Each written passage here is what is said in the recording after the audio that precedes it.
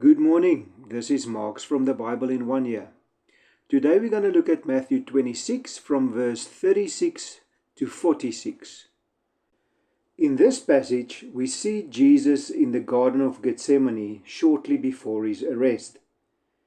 He brings his disciples to pray, but takes Peter, James, and John deeper in the garden with him, asking them to keep watch while he prays. This took place right after the Last Supper, and Jesus knew that his cross were near. We can see that Jesus is deeply sorrowful and distressed, knowing the suffering ahead of him. He prays 3 times to the Father, "If it is possible, let this cup pass from me, yet not as I will, but as you will."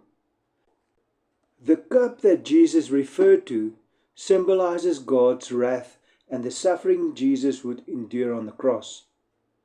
Jesus expressed a desire for another way, but willingly submits to the Father's plan.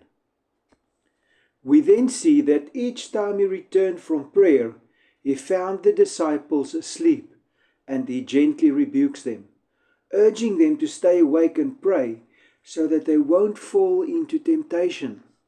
Finally, Jesus tells them the time has come. His betrayer is near.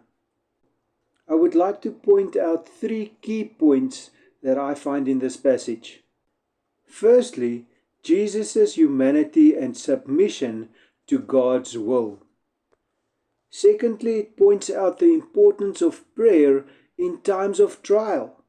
And lastly, spiritual vigilance versus human weakness. Jesus models how to bring our fears and pain honestly before God while still choosing to trust Him. Now, how do we apply this passage in our lives today? Well, if you face difficult decisions or seasons of pain, follow Jesus' example. Pray honestly, then surrender. Faith doesn't mean the absence of fear. It means trusting God despite of fear. Don't give up on your prayers. Keep seeking God, even if the answers doesn't come immediately. Persistent prayer deepens our relationship with Him, and it prepares our hearts for His will. And when you fail, whether through distraction, temptation, or spiritual laziness, don't hide from God. Come back to Him. His grace is greater than your weaknesses. Pray honestly during emotional turmoil. Accept God's plan even when it's hard. Live in spiritual readiness through prayer and watchfulness. Jesus showed compassion in their failure. We should also show grace to others and ourselves when we fall short. Jesus' time in Gethsemane gives us a window into His humanity and obedience. He faced the darkest moment with prayer, not panic. He taught us that faith isn't about being fearless, but about choosing God's will, even when it's painful. This passage also reminds us to support one another.